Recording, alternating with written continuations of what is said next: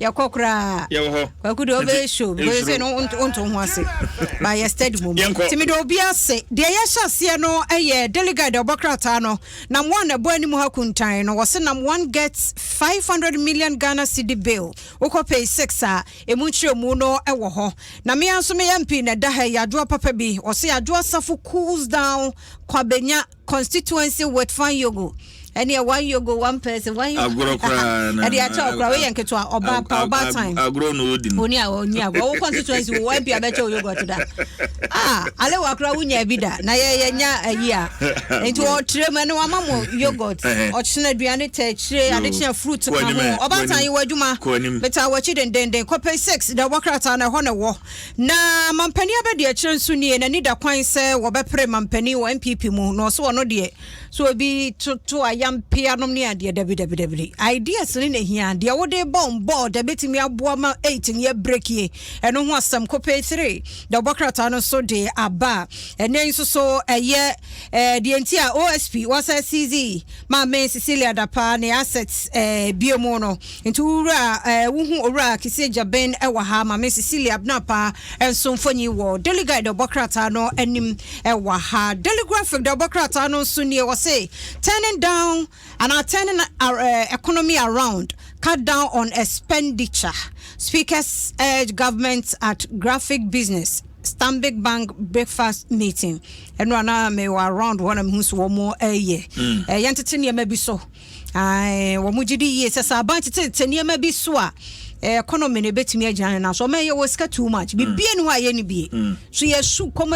na ho kire sa enti wo so dia wo de aba no Monday no ye ka eye lithium no ho asem consortium commit $10 million ewo sa fango no a ye ba betu no ho ensem telegraph dobokrata no so de aba ora SKB a sentence na de to politicians na ne munya is no nyina duma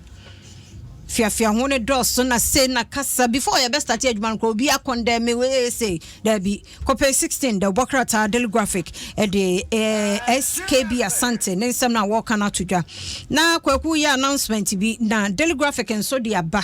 and watch remo no 80% prostate cancer patient reports late for treatment pay 13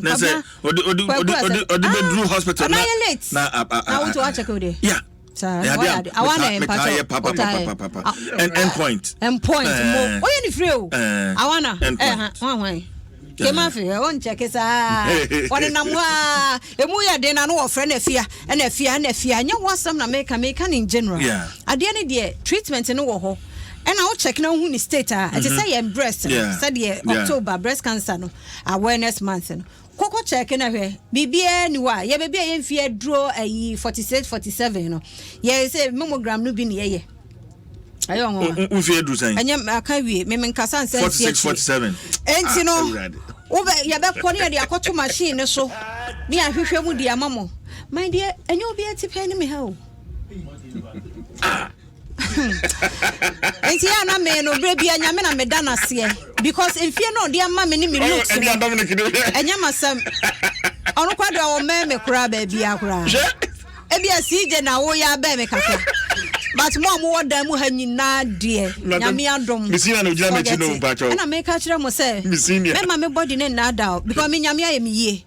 enti wo hwe me fie na hwe me body abema be 32 ba matra on ma chi ba for kura wa he wo chi ba be na wo me yate a oba enti telegraph dobokrata no ne dia wo de ba ye no wantwa me so a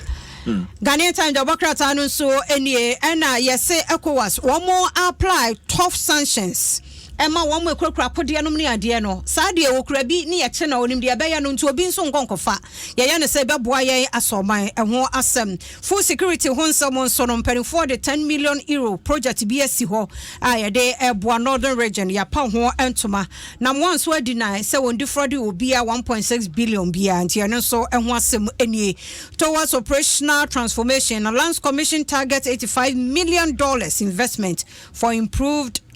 land administration services and also and one sem the find that abokrata and also the aba mampani abedi akyire na nida kwan pre mampani dia wo so no ne kasa ntwitwi animu enye no ideas and wo mu hia apia kubi so ne yese wode nani akyire fija kwabre south MPP parliamentary